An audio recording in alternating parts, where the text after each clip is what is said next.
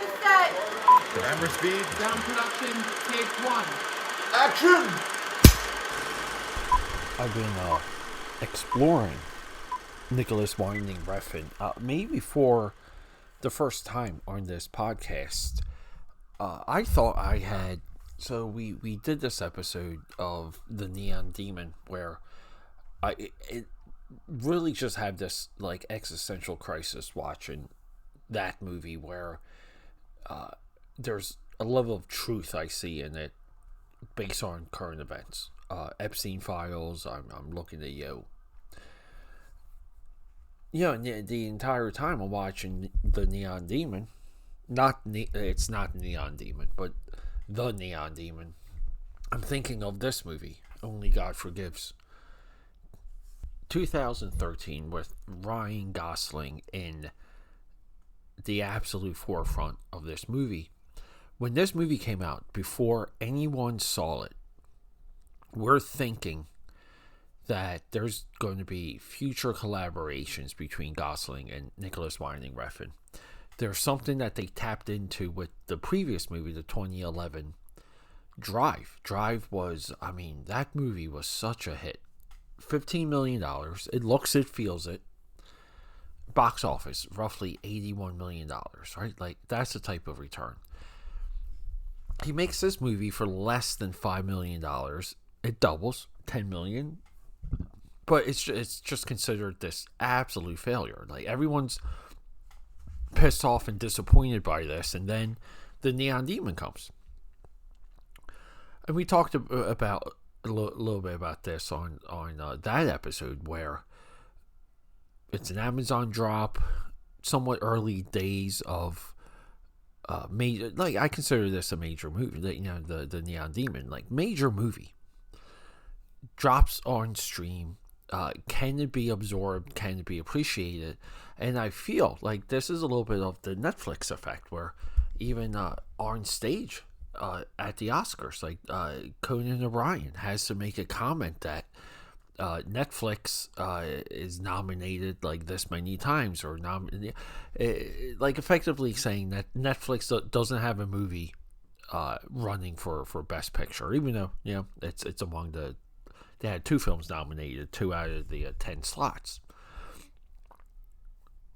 Movies that arrive on stream, they're not appreciated. They're not, and we can say a little bit of that air, like that trend, that perception, started with Nicholas Winding Refn's The Neon Demon.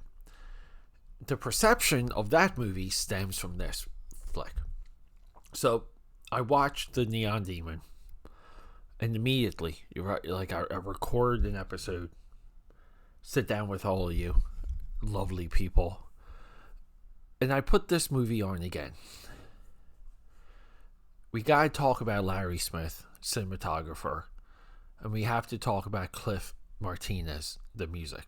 This is one of the most haunting, exact. The score of this movie cuts you like a razor blade. Where sometimes I don't know if you guys ever got like a good razor blade slice where you feel like a little, like a pinch, like a little thing, and you look down and it's just all blood. Like it almost like it goes past the nerves and just opens up blood. Like that's the score for this movie. So with this movie, like I've had a similar experience where with Neon Demon, where every time I go into it, I try and see it differently. I try and have it with a different vision, with a different set of eyes. And I know the beats. I know the mother. I know that the mother in this movie manipulates everything. There is somewhat of a submissive / sexual esque relationship between her and the 2 sons. One son is all in for the evils of this world. The other son, Ryan Gosling, he's slowly realizing the turmoil, the spiral that they're all on, and he's trying to get out. This is why when the brother is killed in the beginning of this movie, Ryan Gosling and the mother has a whole scene where it's that dinner scene that I absolutely love, where she looks her son right into the face, and she said, if you were killed, your older brother would have had the guy dead by now. I would have had his head on the platter. So Ryan Gosling is searching within himself to find the resolution, to discover what to do in this movie. We end this movie with a sacrifice. And the two avatars that push the plot, the mother and the police chief or police captain, that is essentially law and order. He's almost like a Terminator. He's the father in the beginning who had the prostitute. He doesn't kill the father. He makes the father kill his daughter's killer, which is Ryan Gosling's brother. He sets the guy free, but he's essentially, this police chief is like, you made this, like you put your daughter in this position. You haven't been leading a good life. So he's a little bit of a judge. He's not really an executioner because he doesn't execute everybody. So he's not Judge Dredd. He's not the Punisher. He's a judge. He puts you in front of God so you can be forgiven in a way. The title, I always felt like the title of this movie blocked where people would be when they sat down to watch it. Because it's not clear. And it's not clear exactly what God, like how does God and how does forgiveness factor into this story, this plot. This movie could have had a different, better title. I think people would have been a little bit more warmed up to it. But this movie really is one hell of a parable. This movie's a lesson. This time watching it, I fully understood what Ryan Reynolds and everything that happened at the end of this movie. And I want to say the Neon Demon experience lended itself to this, because when I sit down to engage in a movie, I'm sitting down with the filmmaker, and the filmmaker is showing me what they want to show me. They're giving me dialogue. I mean, this is almost a silent movie. It could be. I mean, there's one line of dialogue that makes any significance in this movie, and it's when Ryan Gosling asks the police captain, "Do you want to fight?"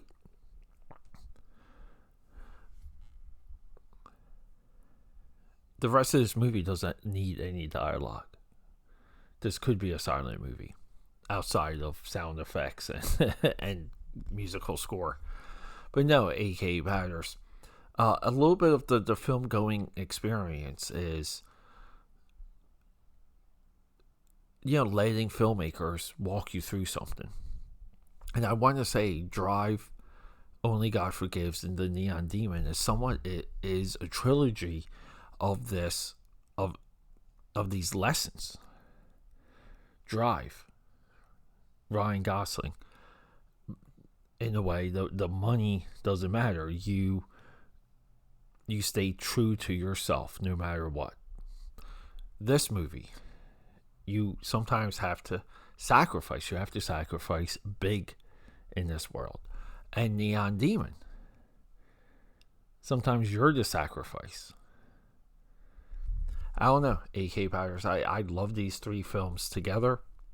I'm happy to maybe remind you about this flick and to tell you, go check it out. I believe right now it's on Amazon Prime.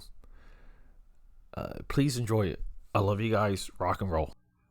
Roll sound. Rolling. Sound production, Let take me 2. cut in. Sorry, AKAPADers. I know it's such a hot, passionate episode, but I'm breaking the flow real quick just to remind you guys.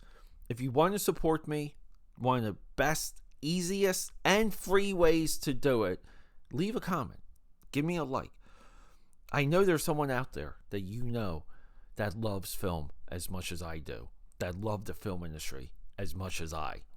Show this to them. Comments, likes, and reviews, positive or negative, it doesn't matter.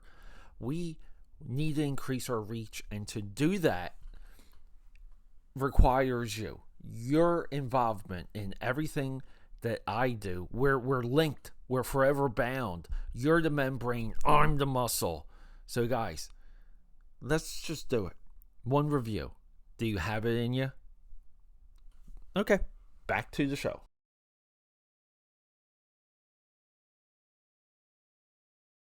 Roll sound. Rolling. Sound production, take 2. Let's take this time real quick, AKAPADers, my fellow film buffers, and let's just go over the schedule. This is years in the making. This type of rollout I've been planning for years, but we're finally here. So here we go. Early in the morning, that's the new stuff. 8 a.m. Now, 8 p.m., Monday, Tuesday, Thursday, Friday, these are movies maybe of something coming out. Like if there's a Marvel movie coming out and we want to do a retrospective on that particular franchise, or, you know, if Sylvester Stallone comes back and gives us Rocky Part 18, we might want to use the later time slots for a week or two to go over all of the Rocky movies. Now, we have a lot of different threads on this podcast that's explored 8 p.m. So 8 a.m., 8 p.m. Wednesdays at 8 p.m. This is our creator spotlight. We could do an episode on Martin Scorsese, Steven Spielberg, some of the new guys, Spike Lee, even composers, guys like John Williams. This brings us into the weekend. Saturday, Sunday morning. Again, we're back at that 8 a.m. drop. We do cartoons because I want to emulate the times where you would wake up with a bowl of cereal and watch cartoons all day Saturday and all day Sunday, and then eventually you would get to touch grass because you would have one of your friends knocking on your door to play in a touch football game or even some baseball, basketball. The weekend nights, let's get into education. 8 p.m. Again, all of our drops are either 8 a.m. or 8 p.m. But the weekend nights, documentaries, and I focus on creative documentaries because I feel like a part of this film buff movement that we're all bathing in, that I'm super grateful for, is education. And some of where we're finding our facts, some of the, general enjoyment, because I love documentaries, all of this is explored at 8 o'clock p.m. And trust me, there's a lot there. There's a lot out there that I didn't even know existed. And we're going to go beyond that too. We're going to get into some of the graphic art, some of the special effects, some of the makeup documentaries. There's a lot to learn, and I'm so happy to bring you the 9 p.m. because, guys, you guys know I'm an autodidact. I am self-educated. Sure, I have some certifications. Sure, I spent time at the Art Institute of Philadelphia for animation. But in large, I'm a self-educated, self-made person that's connected to the weekend 8 p.m. drops.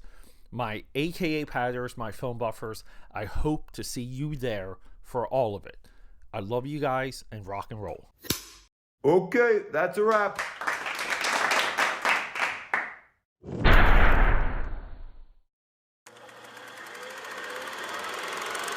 Okay, that's a wrap.